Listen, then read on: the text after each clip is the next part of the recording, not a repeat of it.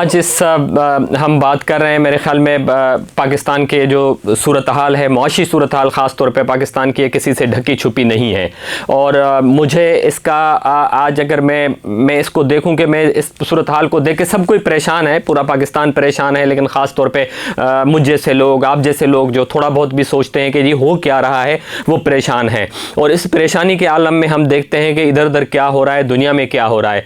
तो मैं कुछ चीज़ों को ब्राउज़ कर रहा था तो मुझे कुछ चीज़ें लेबनान की नज़र आई, मैंने वो जाके पढ़ी। और लेबनान जो है मेरे लिए इसलिए भी एक अट्रैक्शन रखता है कि जब मैं स्टूडेंट था, आप समझ लें कि ये लेट 80s और 90s की बात करते हैं, तो हम सिंध में बैठते थे, बहुत दंगा फसाद होता था यहाँ पर, तो हम कहते थे कि सिंध कहीं बारूद बन गया है, या हम कराची के लिए कहते थे कि जी कराची बेरूत बन गया है। तो वो एक स्ट्राइक करता था आपको। लेकिन आज के जो पाकिस्तान के मुआशी हालात हैं उसकी बेरूत के साथ क्या रिजेंबलेंस है, वो देख के शायद मेरे ख्याल में हम लोगों को सोचना पड़ेगा कि हम किस तरफ जा रहे हैं। कहीं पाकिस्तान बेरूत तो नहीं बनने जा रहा है, कहीं सिंध बेरूत तो नहीं बनने जा रहा है। तो अगर आप देखते हैं कि पाकिस्तान के, आप देख रहे हैं कि पाकिस्तान की करेंसी मसलसल गिर रही है, रुपया गिर रहा है डॉलर के अगेंस्ट। तो ये जो पिछले एक हफ्ते के अंदर जो फॉल हुआ है और कहाँ ये रुकेगा हमें कुछ पता नहीं है। इन्हीं दिनों में, इन्हीं हफ्तों में, इन्हीं दिनों में आप जाके देखिएगा, आप गूगल करके देखें, आप अखबारात में देखें कि बेरूत में क्या हुआ।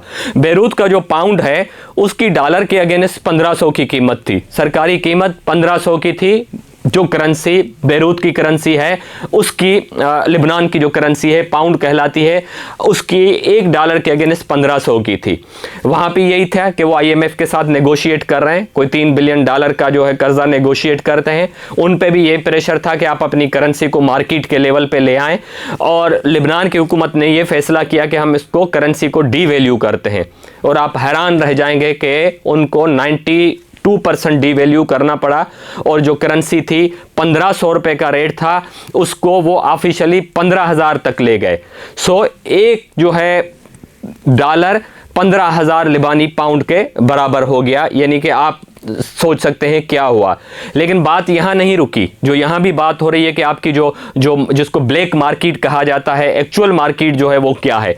वहाँ जो पाउंड है और जो डॉलर है, $1 57,000 लिबानी पाउंड में बिक रहा है। और उसका नतीजा क्या हो गया, आप देखें कि बैंक जो है वो बैंकरप्ट हो गए, उनके फिनेंशियल इदारे बैंकरप्ट हो गए। एक बहुत टूरिस्ट जगह है, बहुत खूबसूरत जगह है। अगर आप बेरूत को देखते हैं, लेबनान को देखते हैं, हर रेस्टोरेंट पे, हर दुकान पे आज ये लिखा हुआ है कि क्रेडिट कार्ड जो है वो एक्सेप्ट नहीं होंगे, कोई कैश में हो रहा है। तो जिसके पास जो कैश है, आप देख रहे हैं लोग कैश कैसे लेके आ रहे हैं, आप देख सकते हैं, क्योंकि उसकी इतनी डीवैल्यू हो रही है और खाने पीने की चीज़ों की प्राइस कहाँ तक जा पहुंची है।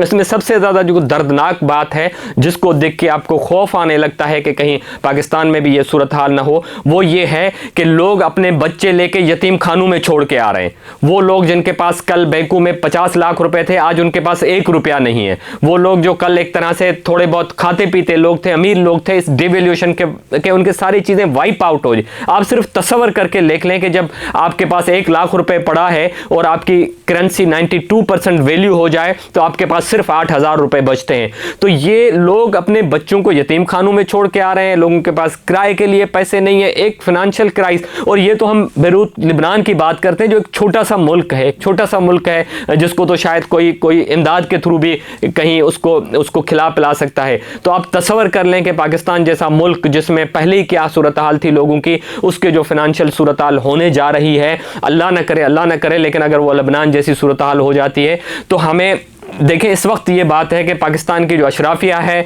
पाकिस्तान के वो लोग जो हैं जो कि इसके रिसोर्सेज पे एक पैरासाइट बैठे हुए हैं, उनको कुर्बानी देनी पड़ेगी, उनको विड्रा करने पड़ेगा, उनको रिसोर्सेज से हटना पड़ेगा, तब जाके मसला हल होगा।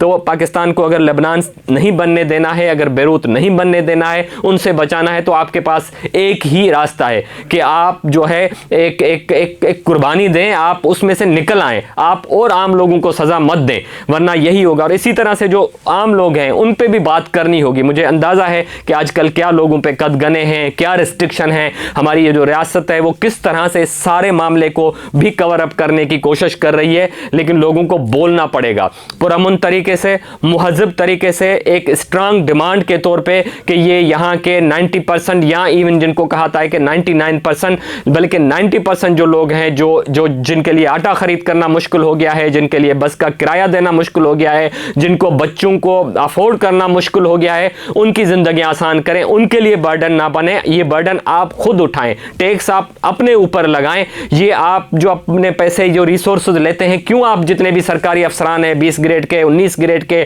22 ग्रेड के, उनका पेट्रोल क्यों नहीं आप बंद कर देते हैं? आपके जो पार्लियामेंटेरियन हैं उन सब लोगों का पेट्रोल, उनके प्रिविलेजेस क्यों नहीं बंद कर सकते हैं? आपके जो मिलिट्री इस्टेब्लिशमेंट है वो अपने अखराजात क्यों नहीं कम कर सकती है? आपके जो हमारे यहाँ बिजनेस के टाइकून हैं जिन्होंने नाजायज जायज तरीके से जो पैसा कमाया है उनको ट्रांसपेरेंसी और टैक्स में क्यों नहीं लाया जा सकता है? अगर आप इस तरह के कोई सख्त इक़दाम नहीं करेंगे तो आपकी सूरत हाल लेबनान जैसी होगी और यहाँ भी बच्चे अपने बच्चे उठा के लोग जो है यतीम खानों में करेंगे और आपके पास तो यतीम खाने भी नहीं है कि आप बच्चों को कर पाएंगे। तो ये वक्त है कि हम सब लोगों को मिलके इस पे आवाज़ उठानी चाहिए और कोशिश करनी चाहिए कि हम पाकिस्तान को बेरूत बनने से, लेबनान बनने से बचाएं।